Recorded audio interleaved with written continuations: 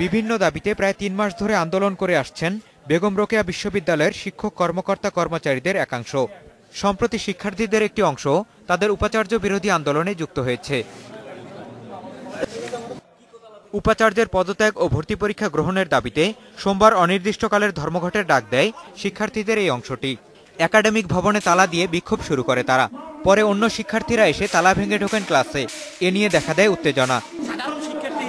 এই বিশ্ববিদ্যালয়ে আজকের এই দিনে আমরা এই তালা মানি না। যতদিন না পর্যন্ত ভর্তি পরীক্ষার ডেট না দিছে বা হল চালু করার জন্য পদক্ষেপ বা ক্যাফেটেরিয়া চালু করার জন্য পদক্ষেপ না নিছে ততদিন পর্যন্ত এই ধর্মঘট চলবে। বিশ্ববিদ্যালয়ের বর্তমান অসন্তোষের জন্য উপাচার্যকেই দায়ী করেছেন আন্দোলনরত শিক্ষকেরা। বিশ্ববিদ্যালয়ের উন্নয়ন ক্ষতিগ্রস্ত হচ্ছে, এই বিষয়টির দায়িত্ব শিক্ষকদের। এই কথা যেমন সত্য, শিক্ষকদের তথা বিশ্ববিদ্যালয়ের অভিভাবক হিসেবে মাননীয় উপাচার্যের প্রথমে সেটাকেও আপনাদেরকে ভেবে দেখতে হবে। তবে শিক্ষকদের আরেক অংশ নীল দলের শিক্ষকেরা ক্লাস চালিয়ে যাওয়ার ঘোষণা দেন। এই বিশ্ববিদ্যালয়ে নীল দলের শিক্ষকগণ আমরা এই ধর্মঘট মানি না এবং আমরা এখানকার ক্লাস পরীক্ষা চালিয়ে যাব।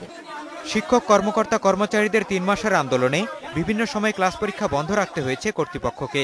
শিক্ষকেরা বলছেন, ক্লাস পরীক্ষা বন্ধ করে আন্দোলন করলে আরও পিছিয়ে পড়বে বিশ্ববিদ্যালয়ের শিক্ষা কার্যক্রম। মঞ্জুর মোর্শেদ, ইন্ডিপেন্ডেন্ট নিউজ।